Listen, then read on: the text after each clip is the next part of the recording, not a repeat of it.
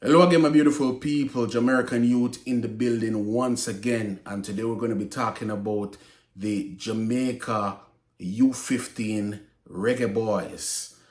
Reggaeboyz U15, yes, they're playing a tournament over there in Dominican Republic, the Concacaf Under-15 tournament. We're going to be talking about it.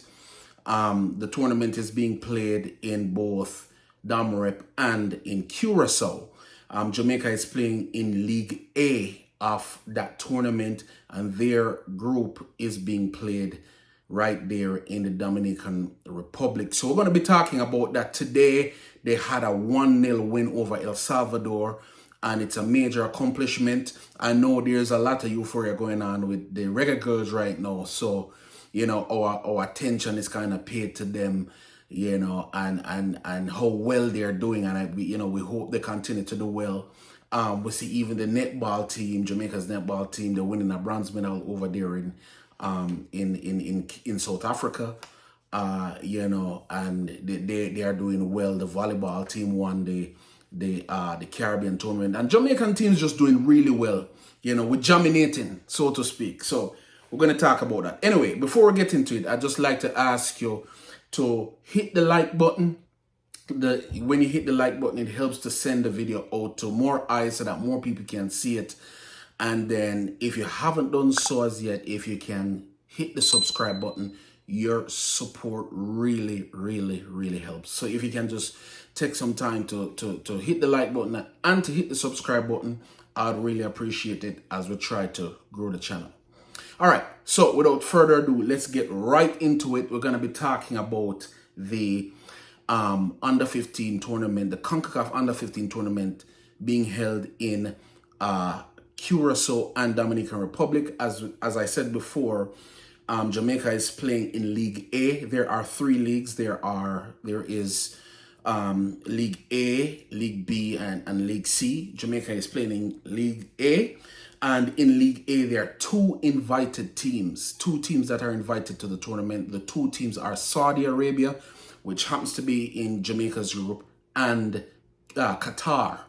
So Saudi Arabia and Qatar are the invited groups to the league or to the tournament.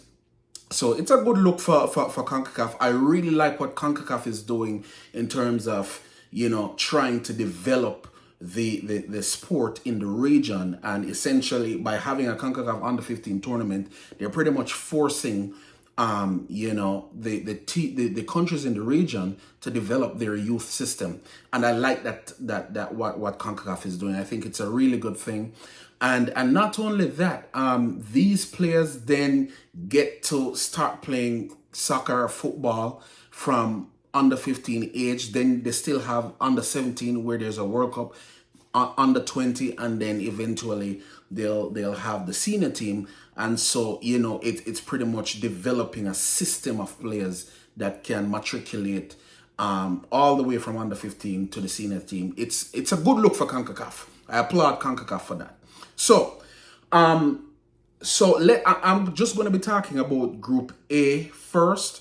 As I said before, Jamaica got a 1-0 win over El Salvador today, and it's a good start to the tournament. Jamaica's team is coached by, I think, Andrew Peart. He was the guy who did the whole scouting for the team, so I'm assuming that he's the one coaching the team. I'm not sure because there's not a lot of information coming out or in the media about the Under-15. We don't know who are the players over there. I don't know if I didn't find the players on the CONCACAF website either. I don't know if CONCACAF is trying to, hide their names because they're Under-15 players. I'm not sure, but we don't see a lot. But I think the team is being coached for Jamaica by Andrew Peart. So I'm just going to talk about the groups, and then I'll talk about a few other important points about the tournament. But Group A has Mexico, Jamaica, El Salvador, and Saudi Arabia. And as I said before, Jamaica got a 1-0 win over El Salvador. It's the first time since 2013, I think, Jamaica is getting a win in the Under-15 tournament. So kudos to Jamaica. Let's keep supporting our teams out there. Mexico beat Saudi Arabia by 5-0. it was a hammering. So Mexico, Jamaica, El Salvador, Saudi Arabia. Group B has USA, Haiti, Cuba, and Qatar. Group C has Canada, Panama, Guatemala, and Dominican Republic. And Group D has Honduras, Costa Rica, Puerto Rico, and Trinidad and Tobago. The format of the tournament is that the top 2 teams in each group goes on to the quarterfinals. It's kind of like the Gold Cup. If you can think back to the Gold Cup, that's the same format. So I'm kind of paying more attention to what's going on in Jamaica's group, and from what I see in how they have done the groupings and the pairings, Group A is on a collision course with Group D. So in other words, Group A has Mexico, Jamaica, El Salvador, and Saudi Arabia. Group D has Honduras, Costa Rica, Puerto Rico, and Trinidad and Tobago. So what it will be is the topper, the group topper, the team that tops the group will play the second place from the other group. So, based on rankings, let's just say Mexico wins Group A and Jamaica comes second. And based on rankings again, let's say Costa Rica wins Group D and Honduras comes second. Then what will happen is Mexico will play Honduras and Jamaica will play Costa Rica. That's how it's set up right now. Obviously, anything can happen in the tournament, but I'm just I like to kind of look ahead to see what's going to happen, or kind of try to predict what we're up against going forward. So if Jamaica comes second in this group, or first, we're going to either play, I'm assuming we're going to either play Honduras or Costa Rica. But of course, it could also be Puerto Rico and Trinidad and Tobago, or Trinidad and Tobago. It could be any of the 4 teams. So that's what we are looking at. I'm not really focusing on the other side of the bracket because I'm trying to focus more on Jamaica. Kind of sweating today. So yes. So a good start to the tournament for Jamaica. A 1-0 win is good. Mexico now tops the group because they scored 5 against Saudi Arabia, so they're topping the group. And the next games for Jamaica is on Monday and on Tuesday. So that's tomorrow and the day after. On Monday, I think they play Saudi Arabia at 4 p.m. and you can actually watch the game on Concacaf Go. Yes, if you want to watch the game, you can watch it on Concacaf Go. And it's easy. You can just go online and type in Google Concacaf Go, and it takes you click on it, it takes you right to the area where they're streaming the game. So you can watch the games, which is, I'm happy to find out because I really just kind of remembered / found out about this today. And I would have watched the game had I known I could have watched it earlier. So you can watch it on Concacaf Go. It's online. So just a few things about the tournament. The tournament is played in Damrep, our team. Team is coached by Andrew Peer, Jamaica's team, I think.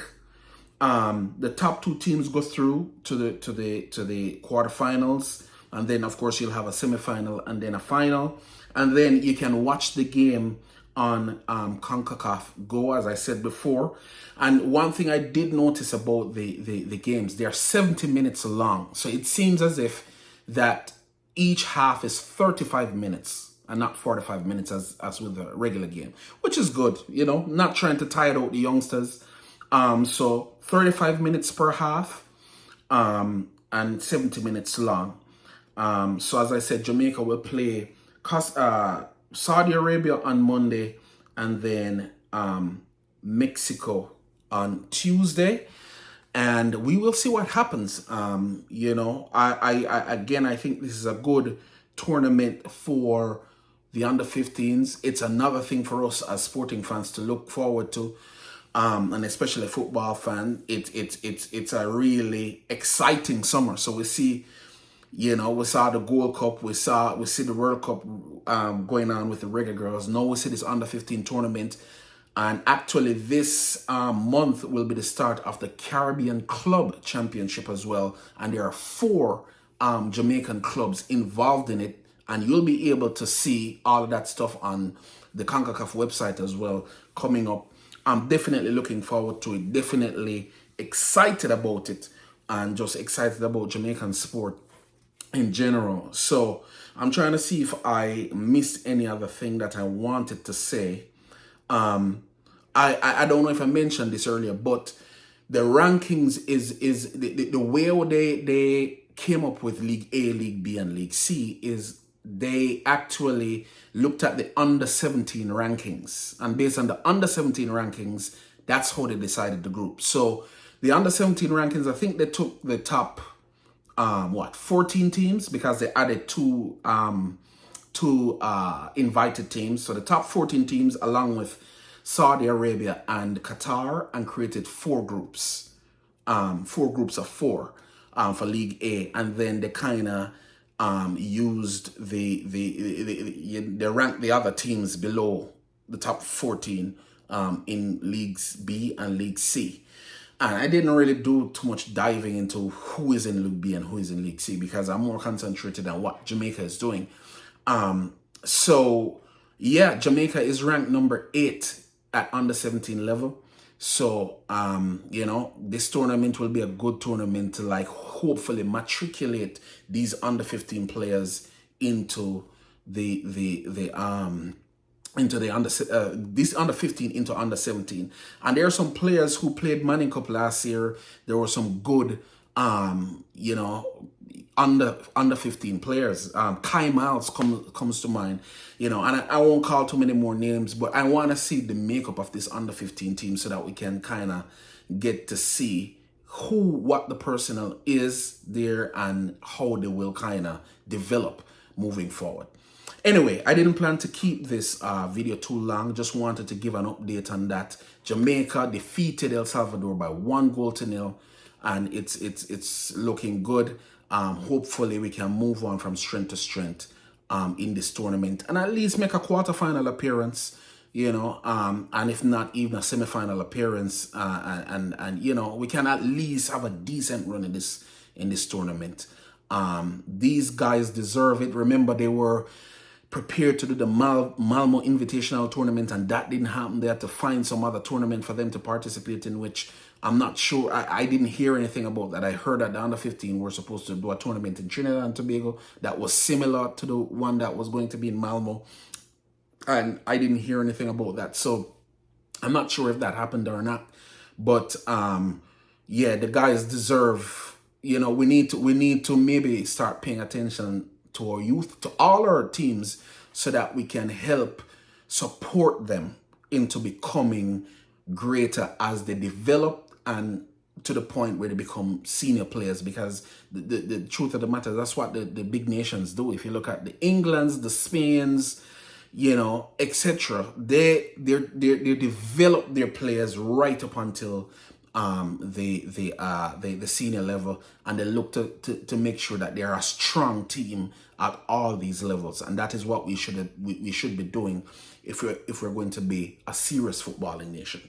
Anyway, I could go on and on. I don't want to make this too long. I'm going to leave it there, everyone, and thank you for watching. And on your way out, please smash the like button, and if you haven't subscribed, please do so. And until next time, take care of yourself. I'm out.